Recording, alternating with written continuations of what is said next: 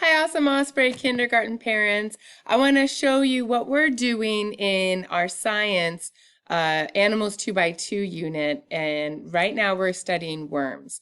So if you go into our classwork under fourth grade Friends project, you will find this slide.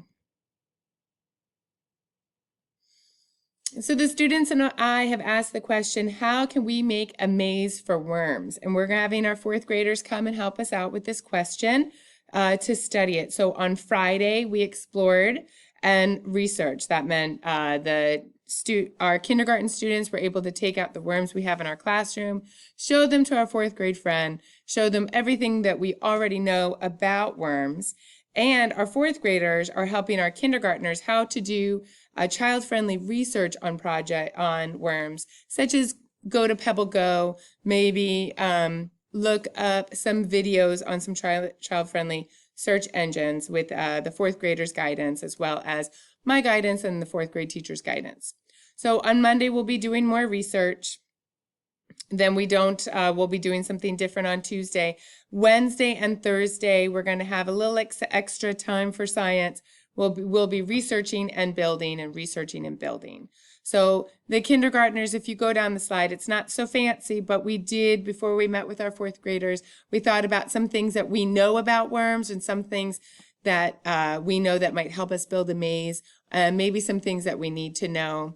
There's a couple pictures of how the kindergartners planned out some of their mazes, what they think it might look like.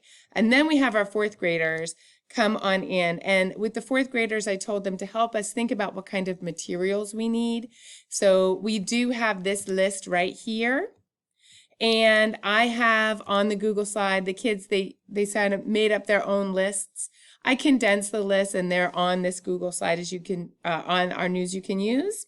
So if you have any of these items at your home or easily accessible for you, if you could send them in this week, because we'll be starting to build our mazes by Wednesday. So we would absolutely love any materials that you have at home if you could send them in. I have soil, so I think we're going to have enough of that. But if there's any of the other things like paper, cardboard, glue, we should have glue in the classroom, but we will need tape. So if you have any access to different types of tape, send that in. I have soil. We have access to water. I do believe we have wooden sticks. I think we have access to that. But any recyclable cardboards or plastics you have, that please send them in. Or maybe on Wednesday, if you want to send a couple of food items that worms might like. I think I have a couple of those in my classroom, but definitely the tape and the recyclables, the cotton balls, and maybe some Play-Doh toilet paper rolls. Those kind of things would be fantastic for you to send in so your kids and our fourth grade friends can help build a maze where worms will actually go through. If you are interested in working on this at home, supporting your student, you can go through. I've also told the kids this is a shared research. So you can just open up a slide, something that you know about worms. You can go through and add it in.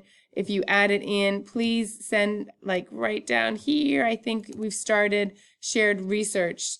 Jude and Ezio wrote down that worms get water when they eat food. So if you are at home and you're adding to this research, maybe add a link or a video if you are familiar with Google Slides. That way we can all share it when we're researching. That's the kind of thing I'm hoping that we build together with this document that you can find in Google Slides. So if you know any great videos, books, links, web pages that talk about worms in a friendly way, or any other kind of bugs, add it onto this slide, and it's really going to help us this week in our research. All right, have an awesome Osprey day.